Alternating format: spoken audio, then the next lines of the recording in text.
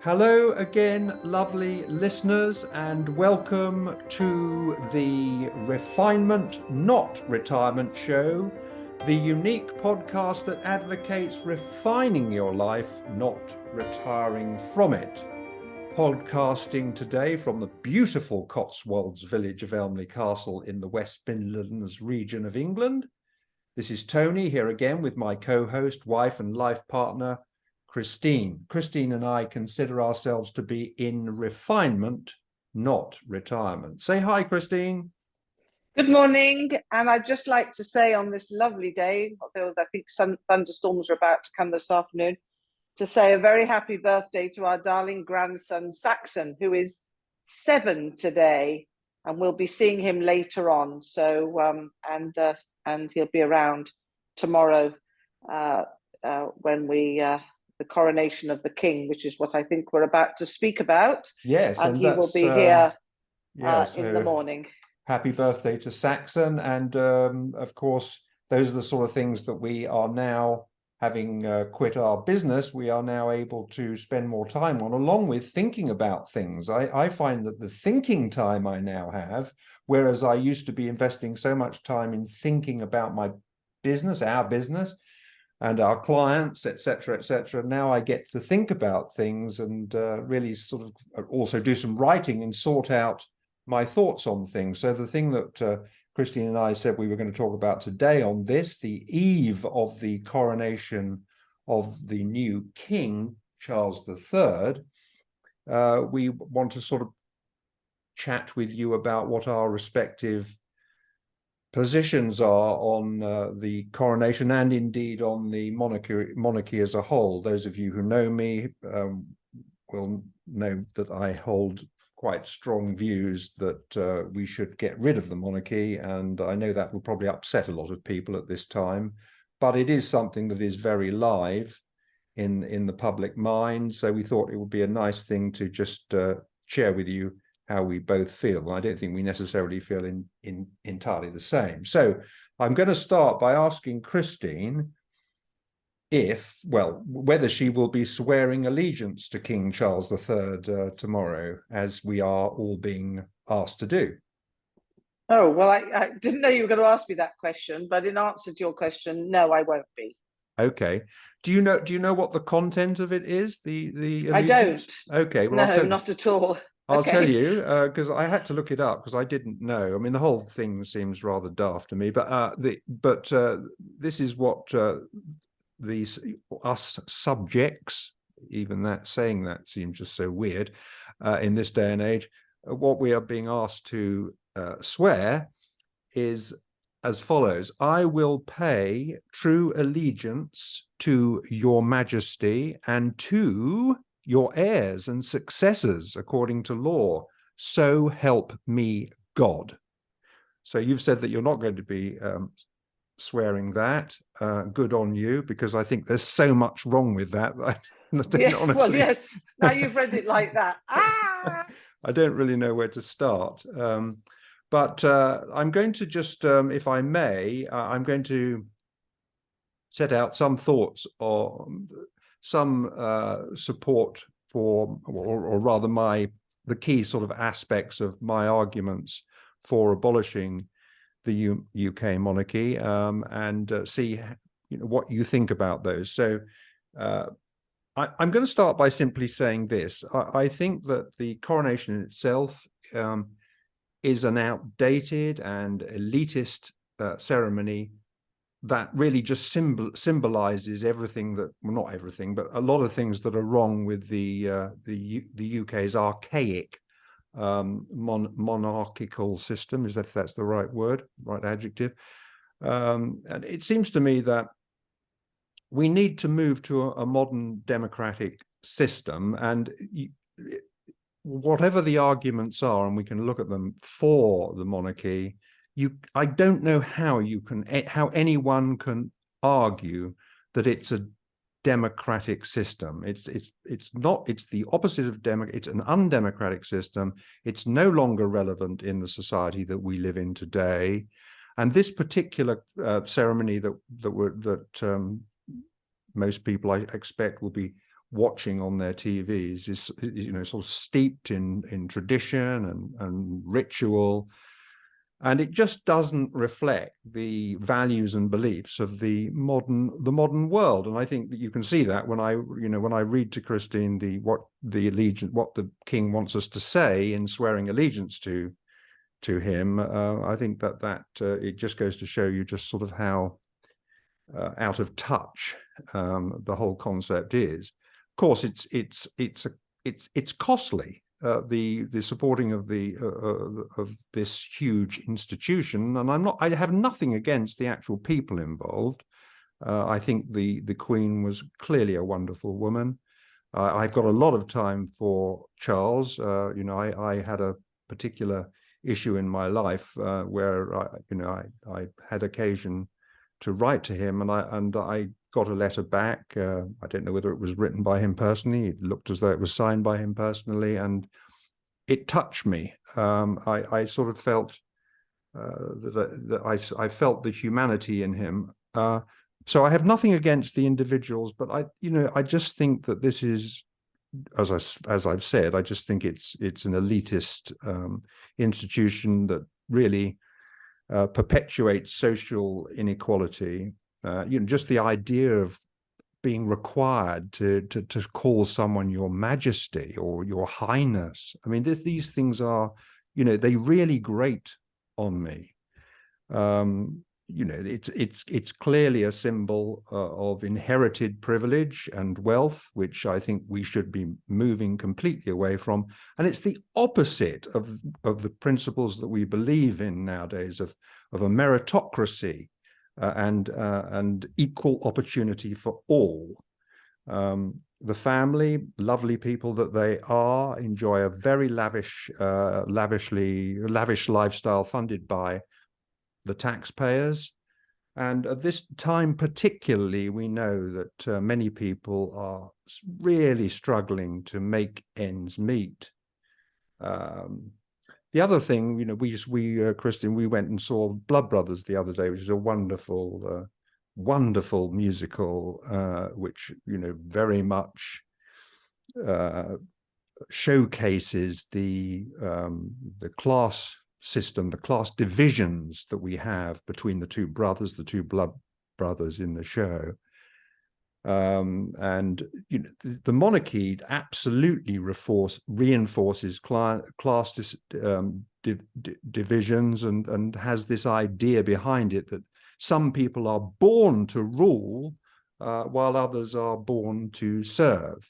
So I'm going to pause there because I've said some things and I really want not to dominate this narrative, and I want to hear what Christine, because I really don't know what Christine thinks about these things. So I'd like to hear what she has to say about some of the points that I've raised. Okay, well, I mean, there's nothing I disagree with. I think tomorrow, this weekend's the coronation is being paid for by us.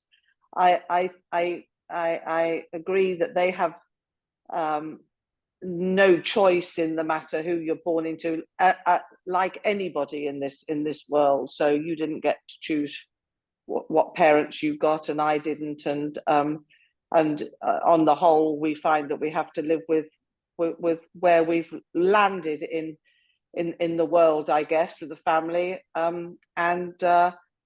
I think on the whole, one makes the best or tries to make the best of who you've been born into, because you can't get away from the fact. And so I think the royal family, haven't known any, so I don't think it's their fault. I don't think they've done anything wrong, because that's just where they've landed. And so there's always been the elders, the parents of the children being born into it, like the Charles being born to the Queen. You don't get a say in the matter of how you're going to be brought up and what family you've been brought up into. So what I'm interested to know, and I don't know how this would be done, is who would make the decision to do away with the monarchy? Who gets to say, right, let's have a sit down, King Charles and Queen Camilla, and now you're king. there's been a vote taken. Well, maybe that's the democracy side of it. A vote's been taken, and we want to be rid of the royal family. How do you feel about that? What do we do? I'm saying that. How do you feel about that to the royal family? I don't know whether they ever get questioned. So can you answer me? Well, I think that's who decides? I think that's a very interesting question, which I don't know that there's necessarily a constitutional answer to, because I don't think the Constitution even contemplates there not being a monarch. I think quite the reverse. But I think that, given that we live in a democracy, there would probably need to be a referendum, as there was over Brexit, and I think that's the only way, really, that you could, something as huge as this has to be put to the people. And if the people decided that, then I think that the monarchy would be unsustainable after a vote that went against them. Of course, we can talk about what public opinion appears to be, but the point that you make about the royal family members not choosing to be there, but it's just a matter of birth, I think is a very, very good one, because one of the other points that I would make as an argument for abolishing the monarchy is that it's actually bad for the members themselves. You've only got to think of the lives of people like Diana, whose life was ruined by it. The Queen's sister, Margaret. We've now got the Harry and Meghan, and whatever you think about Harry and Meghan, and we have different views on that. The fact is they are victims, really, of this archaic system. And think of the tragedy of two brothers that were very, very, very close, Harry and William. They are now probably for life irreconcilably in a state where they can't reconcile, and it's really all because of the fact, all because of the institution. William is the born successor because he just happens to be the firstborn, and Harry is the spare, as you can tell by the name of his book how he feels about it. And it's just, to me, it's just such a shame. And for what? For all this pomp and ceremony. I heard Andrew Lloyd Webber being interviewed, and I love Andrew. Yeah, I love Andrew, and I love his music. You know how much I enjoy playing his music, and he was saying, and he clearly is a big supporter of King Charles. And he was saying that, well, the thing about this coronation ceremony is that we in the UK do these things, this theatre, he called it, this theatre. We do this theatre better than anyone else. Well, that may be so, but I would say to that, theatre belongs in the theatre. And this is far more important than a theatrical production. This whole concept goes to the very root of our society. Another thing that I would say, and then I'll let you comment and come back, obviously.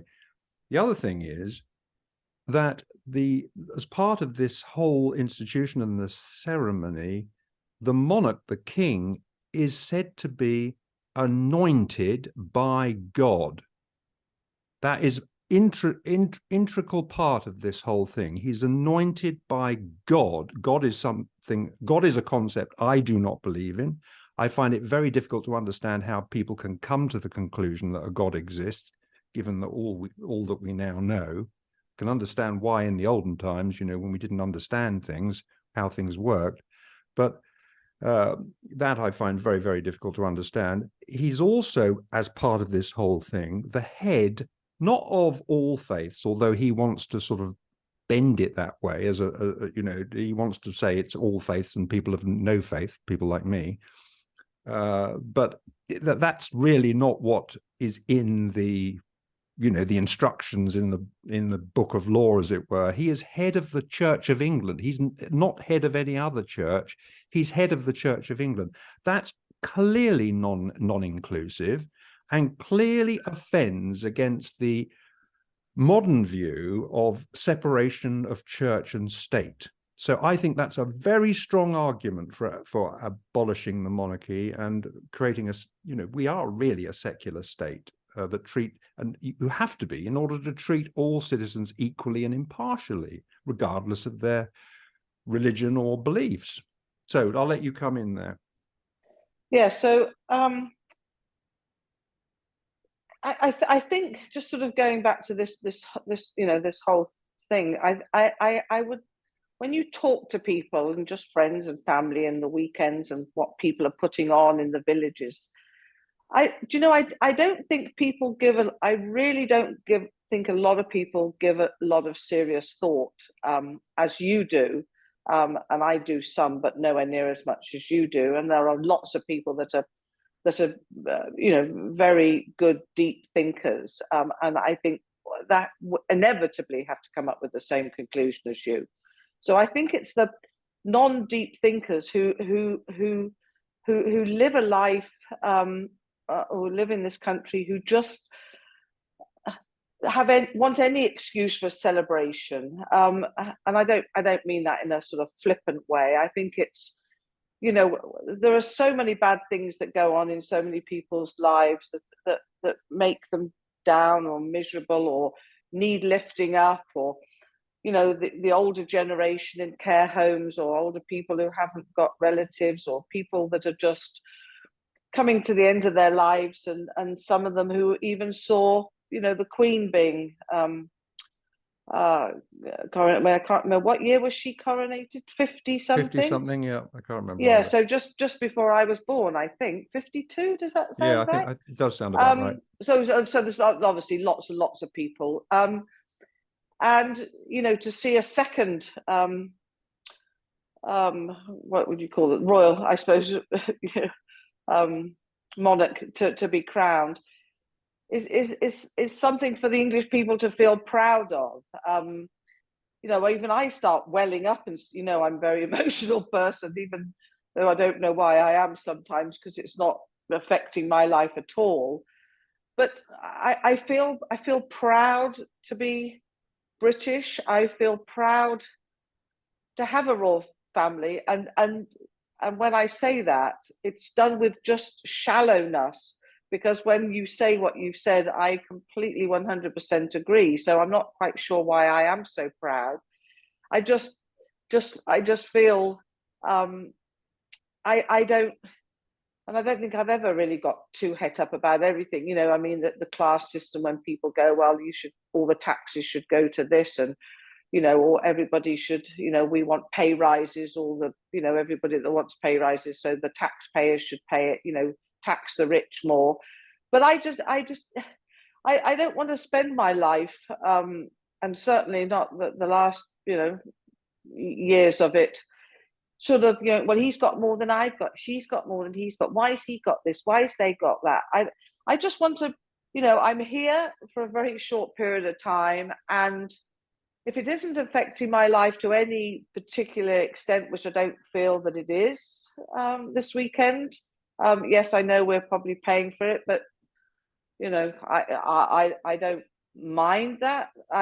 Because I don't think deeply enough. I just see a gathering, like seeing even when Charles married Diana. Of course, as we know, you said that was all terribly sad, and when you look into the sadness, he didn't even want to marry her.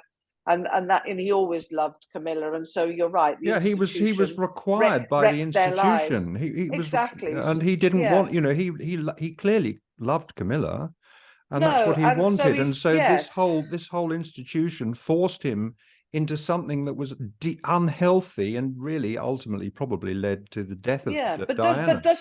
But doesn't the institution of life do that with everybody? Yes, I mean, it ruins lots of people. People can't get jobs. People, the taxes, the food. We are living in a crisis. It affects some people more than others, but there's never. I mean, I can't imagine there's ever going to be equality. Well, not in my lifetime. No, maybe in we years can. Down It's only I agree with you. It's only something we can strive for, because after all, if you're married to a rich parents, you've got better life chances than if you weren't. But that's quite different than actually embedding in our society a extremely rich family that gets its place in life, not through its merit, but simply because they were born on a certain day to a certain person. That I think Yes. is quite different. So let me move on with some of the other things which occur to me. But you make some great points, and but you know, I think a lot of that is because we were conditioned from birth. You know, I mean, every dinner, the first dinners I used to go to with my father, you know, there was always a toast to the Queen at the, you know, the end. I don't think you couldn't smoke a cigar or watch the whatever Queen's speech. until, you know, it was always got and all this dirgy national anthem and all that sort of thing that we have. It just becomes part of us. It's sort of, you know, so conditioned into us. But let's just deal with the because you know you mentioned about national pride that you have.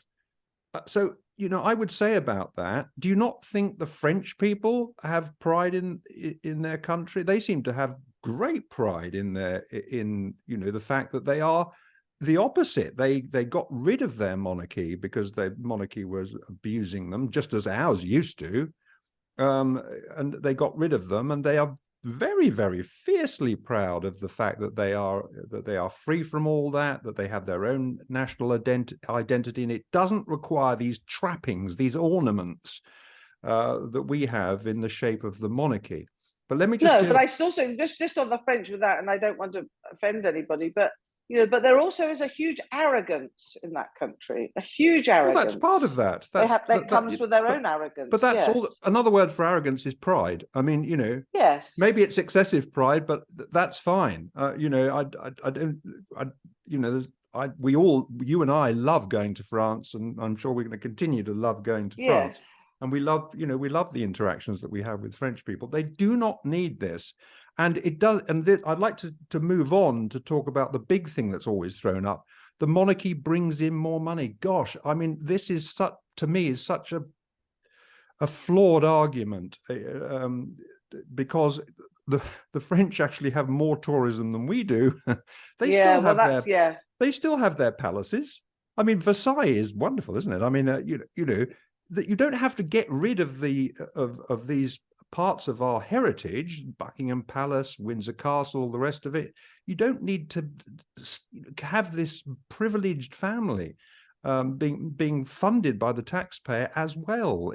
I do not believe the argument, and it certainly can't be substantiated, because you can never tell why a tourist has come here. You never get a straight answer to that. Well, I don't think they come, as you rightly say, I don't think they come, oh, we're coming to see the Buckingham Palace. I mean, it'll be on the tourist list, if you like. And there are many, the tour bus in London, and quite apart from the fact, Avon with Shakespeare and all sorts. Absolutely, and quite apart from the fact that, you know, there's also things like Stonehenge and all the. I mean, there's so many wonderful historic British Museum, National Gallery, the Lake District, loved by people, the Edinburgh Festival Fringe, the Roman Baths, the castle, none of that have anything to do with the royal family, and I don't believe it would affect tourism one iota. But I do think we should keep things like, you know, the Buckingham Palace and all the rest of it, and make them into museums and to this, you know, old-fashioned institution. What else can we talk about? You know, even if it were true that they brought in more money, which I do not believe, than they cost, you know, I think there's an ethical question as to whether we should be prioritizing profits from tourism over the principles of equality and social justice. You know, the monarchy, as we've discussed, perpetuates divisions based on class and heredity. And I don't think that is right. So we've talked about France. So the next sort of question is what kind of alternatives are there? Because, you know, people say, well, what about a presidency? Well, I don't think you need a presidency anyway. I don't think you have to replace the monarch with a president. There are countries like Switzerland that don't do that, and they work perfectly. They have a system of direct democracy where people actually vote on issues directly. I think But that's they're much smaller, much aren't better. they? Yes, but What's I the don't. size Well, of I don't know. Switzerland? Probably smaller, I'm sure, but I don't think that But we're not that affects. big, I guess, are we? Really? Yeah, no. And there's Germany. Germany is a parliamentary republic. It does have a federal president, but that person has very limited powers. Whereas, you know, the Spain has a monarchy, king, doesn't it? the monarchy, just while I've had this thought in my mind, the monarchy does exercise political influence. I mean, strong political Yes. influence. There's an audience with the prime minister, I think weekly. I'm pretty sure it's weekly, and obviously the king will have big input there. So, but it's unelected. How can that be right in a Right. So his opinions, democracy? you mean? So if he Yes. says, "I don't like," yes, I don't like Yeah. where I mean, you know. put up the. So I think that and I think sometimes somebody I heard on one of the conservative radio programs talking about and saying, well, look, we might end up with a president like Trump. Yeah, but what's happening with Trump? Trump, the people got rid of Trump. He's doing things he's been doing things which are clearly unlawful. And he's treating the courts with contempt at the moment. But we're able to deal with that because he is subject to the law and he's feeling the full effect of that now. Do you know that the monarch is not subject to the law? The monarch is above the law. No, I know that. You can't prosecute the monarch. How can that be right? I mean, you don't have to think about these things really very long to realize that what we're thinking of arguments for supporting this ornamental monarchy. And I think they're flawed arguments. That. So, question then. So if King Charles killed somebody, could he not go to prison? No, he can't he can't be prosecuted. Look, kings and queens used to kill people all the time. I know for their religion. I had never thought. I know, but I'd never thought about it today. If suddenly, I don't know, but with all the fuss going on with Andrew, I mean, blimey, and he's turned out, make himself look like a silly old twit. But let's say he did something, No, he can't be prosecuted. I mean, it would be a constitutional crisis if he did it, I'm sure. But I don't think we should be supporting that concept. It just so offends against the whole idea of equality and egalitarianism and democracy. No, but it would be right fun with cheering and the carriage and. Well, yeah, if you like that kind of thing. The other thing is, one thing that I have to put my hands up to is that it is certainly true that the public opinion appears to favor the monarchy. I think that needs testing, though, because public opinion polls can be misleading, as we found out with Brexit. Right up to the vote, everybody said that the Remain side were going to win, but by some margin. Yes. And it took us back, because when people are actually asked to really consider these things, and you get the arguments, because I would be, what side I would be on, and I would be putting the arguments, some of things I'm discussing today, I'd be putting those arguments out there, and I think people would come down on my side. Surprisingly, I think they would, when they really had to think about these things. But let's say that public opinion is let's say public opinion is in favor. Well, it doesn't necessarily mean that that's the morally right thing to do just because the majority of the public believe it. So, for instance, one example of that would be capital punishment. I'm against capital punishment. I think you are too. I am. And yet, every time it seems that the public are in favor of it, but Parliament is against it. So because I think probably members of Parliament have heard all the arguments on both sides and have come to a conclusion that it's not a great idea. And I think that, as I've said, I think that would be true of the monarchy. But I think it's not. It's just not necessarily the way we should decide these things just on the basis of public opinion polls. The arguments have to be out there, they have to be litigated, if I can use that term, and then people come to a considered decision. We've talked about the alternatives, and I'm moving fast because we are rapidly running out of time. So any thoughts you'd like to add in a couple of sentences? Yes, I was just going to say that if it was brought to the vote, as you said, the fors and against, and you know how they often say when making a decision, list the good things, list the bad. And your point about, you know, bringing a lot of money in, I think it would be quite hard to find enough reasons to keep them. I agree with you. Not quite, you know, I think the usual one would be they bring enough money in. I don't know what else they would bring. What else would be a good argument to keep them at all? Well, other than I like them. Okay, that's fair enough. No, not just There's me. nothing wrong with no, not just them. me. I meant anybody. No, I agree with that. But I'm going to wrap us up now, because we're rapidly running out of our 30-minute slot. So from us, Christine and I, you know, we would very much like to hear your opinions. I hope I haven't offended anybody with mine. They're sincerely, as I hope you can hear, they're sincerely held. There's no malice in them at all. I will be writing about this in perhaps a bit more detail on the blog, the companion blog that goes with this podcast. You can access it by going to www.tonycoe.com. You can go to our Facebook page in order to see some images that go along with our podcast. Christine's done a great job of putting some images up of our most popular topic, probably Tickety-Boo and our narrowboat experience. You can see those pictures. We also have a YouTube channel, and you can see us actually recording these live, these podcasts. So anything that you can do to show your support, liking, sharing, telling others. If you like our content, not if you don't like it, obviously, but if you like the things that we're talking about, we've got so many other topics to talk to you about. We're going to be talking about pickleball, our favorite sport, very soon, which is another life refinement that we've loved. But from now, I'm going to sign off and say that it's goodbye from me. And it's goodbye from me. Thanks, everyone. Bye-bye. Bye for now. Bye.